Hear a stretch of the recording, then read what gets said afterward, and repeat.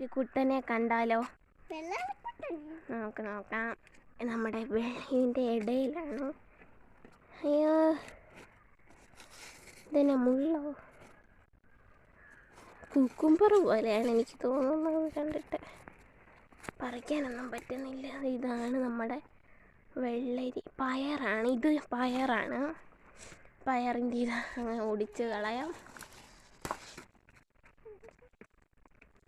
അപ്പോൾ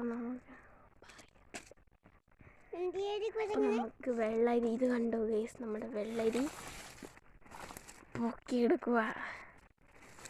അയ്യാ, മുള്ളുണ്ടെന്ന് തോന്നുന്നു ഇതിൻ്റെ അകത്ത്. ഇതാണ് വെള്ളരി, വിളഞ്ഞില്ല.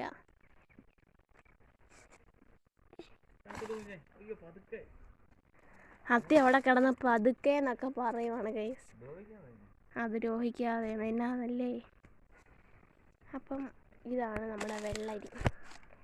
പിന്നെ ചീനിക്കിഴങ്ങോ അങ്ങനെ എന്തോ ഒക്കെ പറഞ്ഞുണ്ട്. വേണ്ടേ അത്.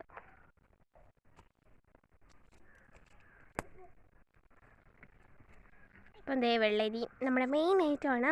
നല്ല രസമാണ്. പക്ഷേ വെള്ളരി എന്ന് വെച്ചാൽ ഞാൻ ആദ്യമായിട്ട് ഇങ്ങനത്തെ വെള്ളരി കാണുന്ന ഗൈസ്. ഒരുമാതിരി വെള്ളരി എന്ന് വെച്ചാൽ സാധാ എന്താ പറയുക, എന്താണ് ഒരുമാതിരി. പക്ഷേ ഈ വെള്ളരിയാണ് ഇങ്ങനെ ഇരിക്കുന്നത്, കുക്കുംബർ പോലെ. പക്ഷേ ഇത് കുക്കുംബറാണോ?